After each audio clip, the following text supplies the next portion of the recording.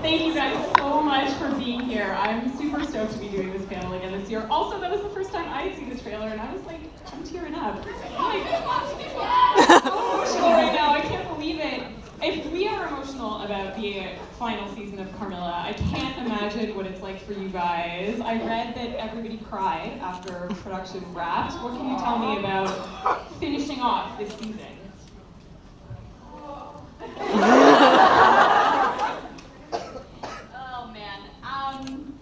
Yeah, I don't know where to begin. It was, I mean, it was like the ending of school. I don't know how to put it. It was really, Spencer and Steph came up to us at the end of the last shot of the season, and Natasha and I were there. and it was kind of just like us in a little huddle, and they were like, "Do you think that we got it?"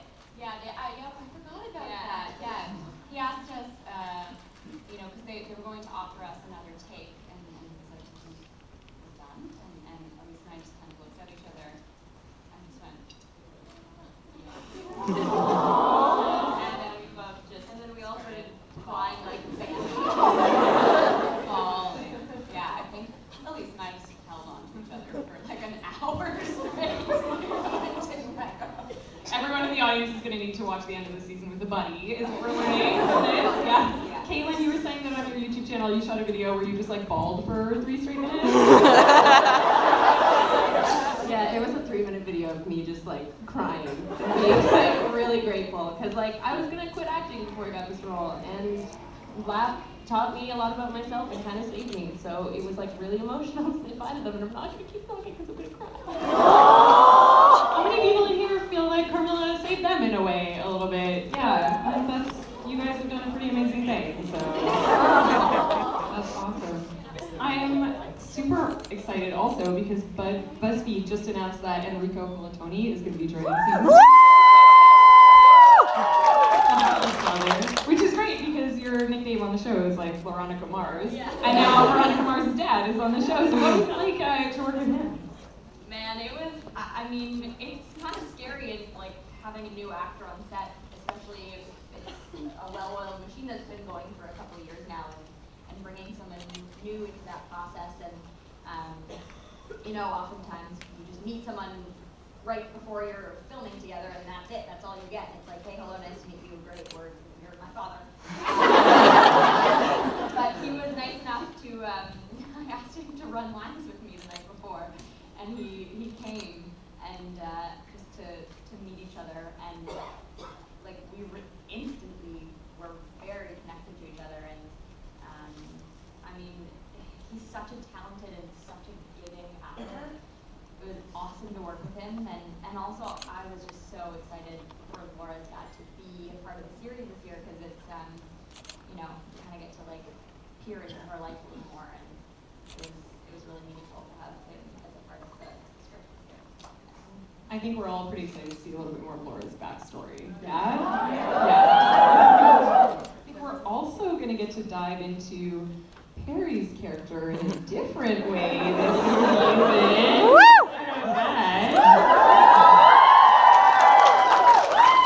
Obviously, I can't ask too much about that because super spoilers, but Annie, you were telling me that your entrance with Caitlin this year is kind of interesting.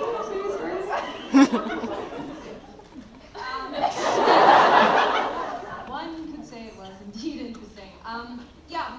My first entrance, that we filmed. So it's not the first entrance technically in the season, but certainly that we filmed. It was probably one of the highlights and joys of my career thus far. Well, that ruined a take. You were laughing so hard. What are you guys talking about now? I don't want to give too much away, but It's like I tested my strength. and I ate lettuce for a week prior. Interesting. My note, Perhaps we say no more. my note for that just says bus. So that's interesting. That should be a very interesting shot. One butt. Harry's not the only person changing this season. Sharon, your character is coming back a little bit different now. How was it to get to explore that side of things? Yes. Danny's very different this season. Much more, Jesus, what can I say? It was very, very interesting, and actually it took a lot of prep time and a lot of conversations with Spencer to figure out how this transition even works, you know, in this world of vampires. Because there's lots of stories, and everyone knows how it works in those other universes. But this, you know, Carmilla is different. It's its own universe, and it was just like, it was a lot of work to wrap my head around it. And but I think we settled on something that was pretty darn cool. And yeah, it was just like a lot of fun. And she's super, super fantastic. At least like all your crushes are vampires now. Laura has a type. There, though, I gotta say, Danny, brown curly hair. 2 times the leather jackets. Yeah, that's awesome.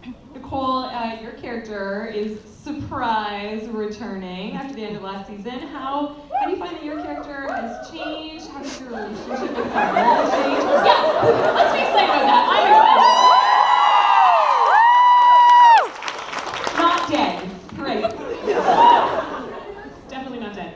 I think this season Mel's in a position that Mel's never in a position that makes her happy. She's like second to this one for the summer presidency, and then this season she's in kind of a tough situation that's like not easy for her. She's forced to do things she doesn't want to do. So that was fun to play, because it's fun to play angst.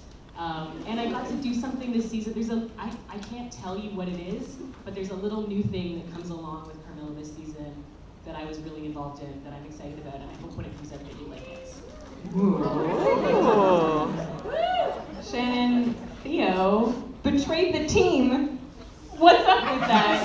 How dare you? First of all, how dare you? Second of all, now that your boss is dead, what can you tell us about how things change for Theo next season?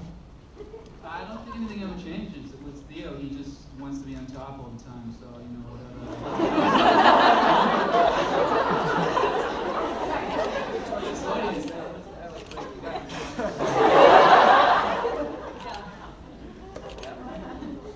And Aaron, you had a bit of a transition this season too, because you went from playing Will to playing a hundreds of year old vampire that had been trapped in a book for centuries. So that's a challenge, a particular challenge. How did you approach playing that? Yeah, that was tough. I mean, because JP was like a new guy for me to take on, it was, I don't know, I had to like start over basically, start from scratch. And it was interesting because I kind of went into it like, you know, I auditioned for the original role that I played, right? So it was like, getting a no job.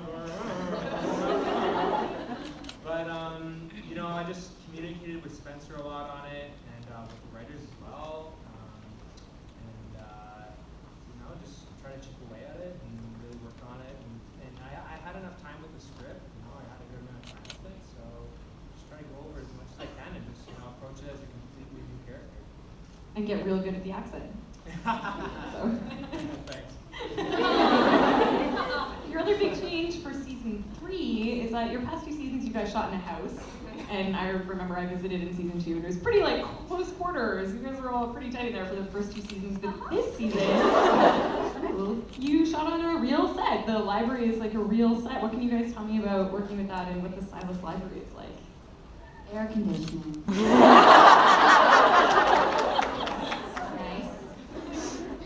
It's true. I think that's what we were all most excited about, because the first 2 seasons in the house and it just being like everything was so close together, and we were all like just sweating so hard. But it was also cool to see the art department build a set in the middle of an empty white room. And it's a magical library, so you can imagine that they had a lot of fun with it, and the like they did such a great job. It looks incredible. Yeah, there are a lot of really cool lighting rigs this year as well that I was really impressed with. They kind of use like old Hollywood tricks, so I really love that because we don't have crazy special effects, but it's amazing to see what they created, and the library really is a character of its own as well. So I'm excited for everyone to see it. We are excited too. We are getting into audience questions in just one more second. So Emily, we're going to just have people raise their hands. So if you raise your hand, Emily's going to come over to you. One more question before we get started though. BuzzFeed also broke that you guys are going like unabashedly queer this season. Like maybe dropping the L word at a certain point, I hear? Yeah. What can you tell me about that? Well, this is the first time that we actually say the word lesbian on the show, which I think is really important and really cool, and it's the first time that it's actually discussed. I mean, I think it was neat for season 1 and 2 to sort of have it be about the mystery and just really like normalize queerness, but I think it's also really important to have a discussion about it as well. So that was, it's really great, and I'm just, it's a show that I'm so proud to work on for that, for a multitude of reasons, but definitely for that reason. Cool, thank you. All right, if you guys have a question, go ahead and throw your hand up, and Emily is going to come right over to you. Without a microphone, so she's just going to tap you on the head, I guess. Hi.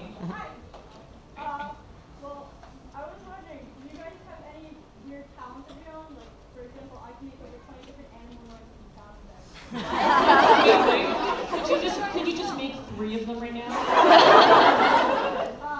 Well, one of the weirdest ones is the cuckoo bear, which is the one that I can do. That's fantastic.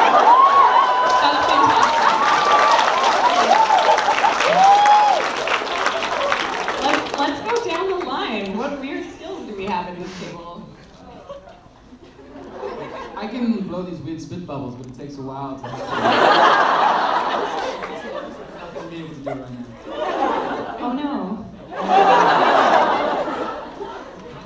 I don't really got much. Like I like pull my hair here and I don't feel it.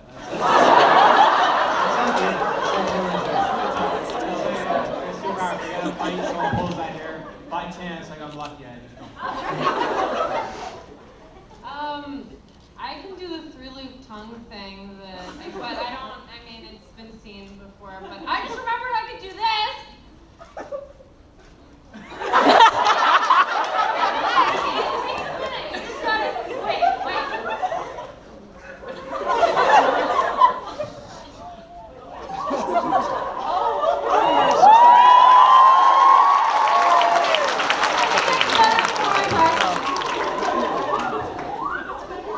This panel just got amazing. I play competitive dodgeball.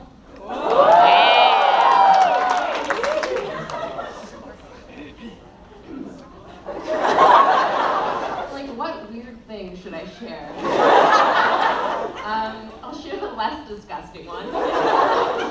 I can do this for like a length of time, and I've actually done like complete scenes where I'm talking in this voice, which is nice.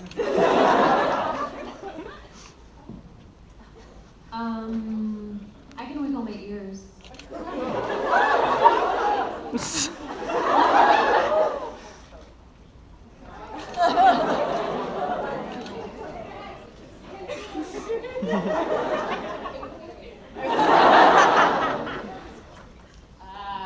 I make a mean chili.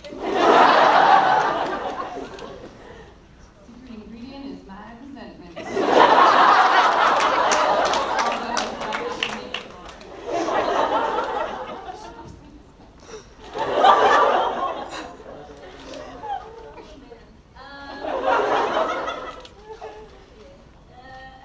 I got nothing. Yoga. I think at one point in my childhood I used to walk on stilts a lot.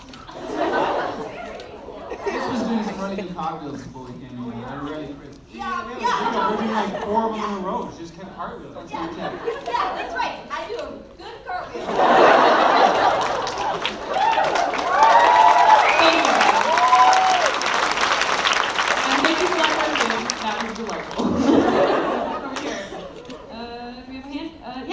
over. Hi. Hi.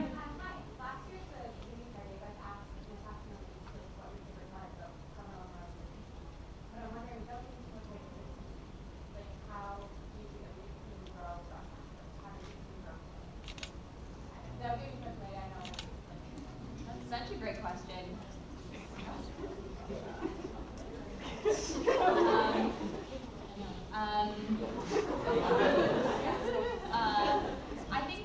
I think watching their relationship grow over the seasons is such a great through line throughout the whole 3 seasons, and there's such a different dynamic between season 1 and season 2. And season 1 is sort of about passion and falling in love and realizing that like a person that you didn't think you could fall for is actually the person that you really want to be with. And then season 2 is kind of about what happens when you start seeing things in a person that you're like, oh, I really love you, but I don't know if I like that about you.